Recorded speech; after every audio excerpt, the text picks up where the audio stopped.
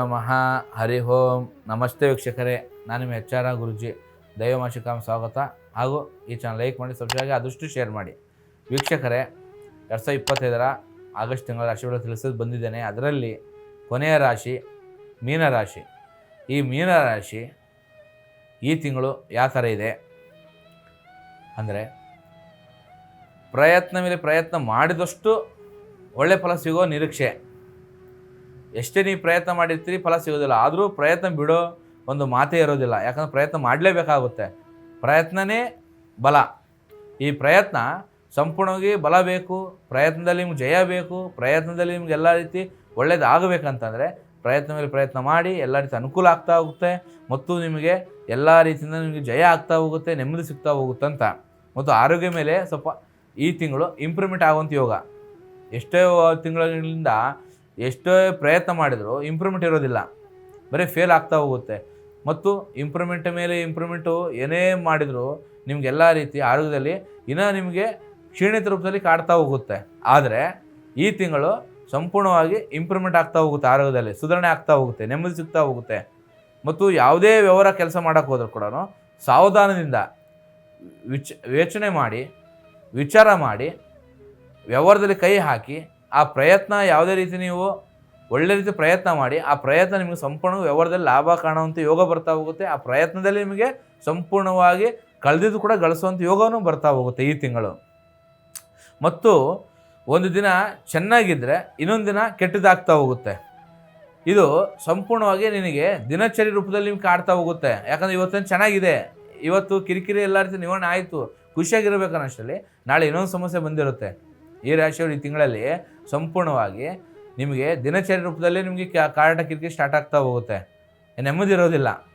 ಇವತ್ತೇನೋ ಖುಷಿಯಾಗಿದ್ದಂಥ ನಗು ಮುಖ ಇದ್ದರೆ ನಾಳೆ ಅಳು ಮುಖ ಆಗ್ತಾ ಹೋಗುತ್ತೆ. ಕಿರಿಕಿರಿ ಮೇಲೆ ಕಿರಿಕಿರಿ, ಪೆಟ್ಟು ಮೇಲೆ ಪೆಟ್ಟು ಬೀಳ್ತಾ ಹೋಗುತ್ತೆ. ಮತ್ತು ಉದ್ಯೋಗಕ್ಕಾಗಿ ಸುಮ್ಮನೆ ಅಳೆದಾಟ, ಸುಮ್ಮನೆ ಕೆಲಸನೂ ಆಗೋದಿಲ್ಲ, ಕೆಲಸನೂ ಸಿಗೋದಿಲ್ಲ. ಉದ್ಯೋಗಸ್ಥರಿಗೆ ಸಂಪೂರ್ಣವಾಗಿ ಲಾಭದಾಯಕಿದ್ರು ಅದು ನಷ್ಟಕರ ತಿರುಗುವಂಥ ಯೋಗ ಬರ್ತಾ ಹೋಗುತ್ತೆ. ಅಕಸ್ಮಾತ್ವಾಗಿ ಒಂದಿನ ಲಾಭ ಇರುತ್ತೆ, ಒಂದಿನ ನಷ್ಟ ಇರುತ್ತೆ. ಅದೇ ಥರನೇ ಉದ್ಯೋಗ ಹುಡುಕಿ ಅಲ್ದಾಡ್ತಿದ್ರೆ ಬರೀ ಅಲ್ದಾಟ, ಬರೀ ಸುತ್ತಾಟ, ಬರೀ ಹಣಕಾಸು ವೆಚ್ಚ ಈ ಥರ ಆಗ್ತಾ ಹೋಗುತ್ತೆ. ಮತ್ತು ಹಣ ವಿಚಾರದಲ್ಲಿ ಸ್ವಲ್ಪ ಜಾಗೃತಿ ಇದ್ದಷ್ಟು ಒಳ್ಳೇದಾಗ್ತಾ ಹೋಗುತ್ತೆ. ಯಾಕಂತಂದರೆ ಈ ಹಣ ಕಾಸು ವಿಚಾರ ವ್ಯವಹಾರದಲ್ಲಿ ಸ್ವಲ್ಪ ನಿಮಗೆ ಸ್ವಲ್ಪ ತೊಂದರೆಗಳಾಗುವಂಥ ಯೋಗ, ನಷ್ಟ ಆಗುವಂಥ ಯೋಗ ಬರ್ತಾ ಹೋಗುತ್ತೆ. ಕಿರಿಕಿರಿ ಆಗ್ತಾ ಹೋಗುತ್ತೆ. ನೆಮ್ಮದಿ ಅನ್ನೋದೇ ಇರೋದಿಲ್ಲ. ಎಲ್ಲ ಕಡೆ ವಿಚಿತ್ರ ರೂಪದಲ್ಲಿ ಕಾಟ ಕಿರಿಕಿರಿ ಆಗ್ತಾವೆ. ಯಾಕಂತಂದರೆ ನಿಮಗೆ ಶನಿ ಸಂಪೂರ್ಣ 12 ಮನೆ ಇರೋ ಕಾರಣ, ಅಂದರೆ ನಿಮ್ಮ ಮನೆ ಇರೋ ಕಾರಣನೇ ಸಮಸ್ಯೆಗಳು ಇನ್ನೂ ಏರುಪೇರು ಆಗ್ತಾ ಹೋಗುತ್ತೆ. ನೆಮ್ಮದಿ ಇರೋದಿಲ್ಲ. ಏನೇ ಮಾಡಿದ್ರು ಇಂಪ್ರೂವ್ಮೆಂಟ್ ಇರೋದಿಲ್ಲ. ಮತ್ತು ಬುದ್ಧಿ ಎಷ್ಟೇ ನೀವು ಚುರುಕಾಗಿ ಪ್ರಯತ್ನ ಮಾಡಿದರೂ, ಆ ಬುದ್ಧಿಶಕ್ತಿಯಿಂದ ಎಷ್ಟೇ ನೀವು ಪ್ರಯತ್ನ ಮಾಡಿ ಮುಂದುವರೆಯೋಕೆ ಹೋದ್ರೂ ಅದು ಅಲ್ಲಿಗೆ ಆಗ್ತಾ ಹೊರ್ತೀವಿ. ಅದರಿಂದ ಮೇಲು ಪಟ್ಟು ಒಂದು ಹೆಜ್ಜೆ ಮುಂದಿಟ್ಟು ಮಾಡೋಕ್ಕೆ ನಿಮ್ಮ ಕೈಲಿ ಆಗೋದಿಲ್ಲ. ಬರೀ ಹಿನ್ನಡೆ ಆಗ್ತಾ ಹೋಗುತ್ತೆ, ಬರೀ ವಿಫಲ ಪ್ರಯತ್ನ ಆಗ್ತಾ ಹೋಗುತ್ತೆ.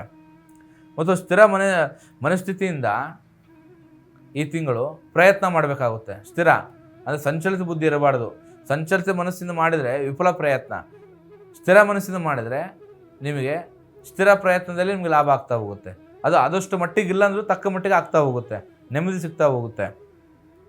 ಮತ್ತು ವಿದ್ಯಾರ್ಥಿಗಳಿಗೆ ಹಿನ್ನಡೆ ಆಗುವಂಥ ಯೋಗಗಳು. ಎಷ್ಟೇ ಓದ್ತಾ ಇರ್ತೀರ, ಎಷ್ಟೇ ಪ್ರಯತ್ನ ಮಾಡಿರ್ತೀರ, ಆದರೆ ಹಿನ್ನಡೆ. ಮತ್ತು 15 ದಿನ ತೊಂದರೆ ಆಗ್ತಾ ಹೋದರೆ ಇನ್ನು 15 ದಿನ ಮುನ್ನಡೆ ರೂಪದಲ್ಲಿ ನಿಮಗೆ ತಿರುಗ್ತಾ ಹೋಗುತ್ತೆ, ಅಂದರೆ ಇಂಪ್ರೂವ್ಮೆಂಟ್ ಆಗ್ತಾ ಹೋಗುತ್ತೆ. ಆ ಕಾರಣಕ್ಕೆ ಈ ಒಂದು ವಿದ್ಯಾರ್ಥಿಗಳಿಗೆ 50-50 ರೂಪದಲ್ಲಿ ಪೆಟ್ಟು ಬೀಳ್ತಾ ಹೋಗುತ್ತೆ. ಮತ್ತು ವ್ಯವಹಾರಸ್ಥರಿಗೆ ದುಡ್ಡು ಉಳಿಯೋದು ಸಂಪೂರ್ಣವಾಗಿ ಕಠಿಣ ಆಗ್ತಾ ಹೋಗುತ್ತೆ. ಎಷ್ಟೇ ಕಷ್ಟಪಟ್ಟರೂ ನಿಮಗೆ ಪ್ರಾಡಕ್ಟ್ ಆಗಲಿ, ಯಾವುದೇ ವರ್ಕಲ್ಲಾಗಲಿ, ಯಾವುದೇ ಒಂದು ವಸ್ತುಗಳಾಗಲಿ ಅದ್ರ ಮೇಲೆ ಇನ್ವೆಸ್ಟ್ ಮಾಡಿದ್ರು ಕೂಡ ನಿಮಗೆ ದುಡ್ಡು ಕಾಸಲ್ಲಿ ತೊಂದರೆ ಕೊಟ್ಟು ಹೋಗುತ್ತೆ, ಪೆಟ್ಟು ಬೀಳ್ತಾ ಹೋಗುತ್ತೆ. ಮತ್ತು ಸಾಲದ ಹೊರೆಗೂ ಜಾಸ್ತಿ ಆಗ್ತಾ ಹೋಗುತ್ತೆ. ನಿರೀಕ್ಷೆ ಮಾಡಲ್ಲ ನೀವು ಈ ಥರ ನಮ್ಗೆ ಲಾಸ್ ಆಗುತ್ತೆ ಅಂತೇಳಿ, ಅದಕ್ಕೆ 2 ಪಟ್ಟು ನಿರೀಕ್ಷೆ ಮೀರಿ ನಿಮಗೆ ತೊಂದರೆ ಆಗ್ತಾ ಹೋಗುತ್ತೆ. ನೀವು ಹಣಕಾಸು ಹುಷಾರಾಗಿ ವಿಚಾರ ಮಾಡಿ ಮುಂದುವರೆದಷ್ಟು ನಿಮ್ಗೆ ಸ್ವಲ್ಪ ತಕ್ಕ ಮಟ್ಟಿಗೆ ಒಳ್ಳೇದಾಗ್ತಾ ಹೋಗುತ್ತೆ. ದುಡುಕಿ ನಿರ್ಧಾರ ಮಾಡಬೇಡಿ, ಮಾಡಿದಷ್ಟು ಕಿರಿಕಿರಿ ಆಗ್ತಾ ಹೋಗುತ್ತೆ. ಮತ್ತು ಹಾಕಿದ ಬಂಡವಾಳ ಅಷ್ಟಕ್ಕಷ್ಟೇ ಆಗ್ತಾ ಹೋಗುತ್ತೆ. ಲಾಭ ನಿರೀಕ್ಷೆ ಮಾಡಿದ್ರೆ ಉಪಯೋಗಿಲ್ಲ. ಈ ತಿಂಗಳು ಆದಷ್ಟು ಏನೇ ಕೆಲಸ ಮಾಡೋದು ಮುಂದೂಡೋದಷ್ಟು ಒಳ್ಳೇದಾಗ್ತಾ ಹೋಗುತ್ತೆ. ಈ ತಿಂಗಳ ಲಾಭಕ್ಕಿಂತ ನಷ್ಟನೇ ಭಾಳ ಇದೆ ನಿಮಗೆ. ಯಾಕಂತಂದರೆ ಈ ತಿಂಗಳಲ್ಲಿ ಸಂಪೂರ್ಣವಾಗಿ 25 ಭಾಗದಷ್ಟು ನಿಮ್ಗೆ ಒಳ್ಳೇದಾದರೂ 75 ಭಾಗದಷ್ಟು ಬರೀ ಕೆಟ್ಟದಿದೆ.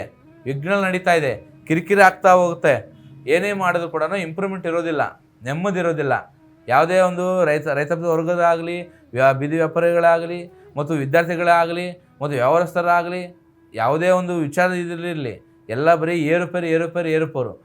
ಯಾಕಂದರೆ ಈ ತಿಂಗಳು ಸಂಪೂರ್ಣವಾಗಿ ಇದು 75% ಕೆಟ್ಟಿದೆ ಇದೆ ಹೊರತಿಗೂ ಒಳ್ಳೆಯದಿಲ್ಲ.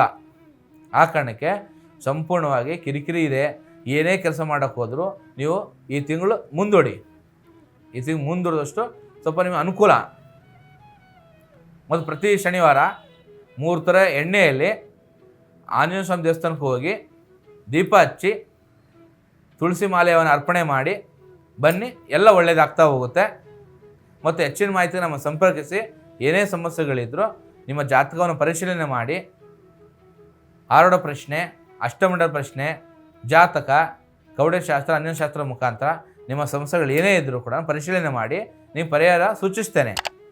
ನಿಮ್ಮ ಸುಲಭವಾದ ಮಾರ್ಗದಲ್ಲೇ ನಿಮ್ಮ ಪರಿಹಾರ ಸೂಚಿಸ್ತೇನೆ. ಒಮ್ಮೆ ಭೇಟಿ ಕೊಡಿ, ಪರಿಹಾರ ಪಡೆದುಕೊಳ್ಳಿ. ಸರಿಯಾದ ಸುಖಮವಂತೂ ಒಳ್ಳೆಯದಾಗಲಿ ವೀಕ್ಷಕರೇ.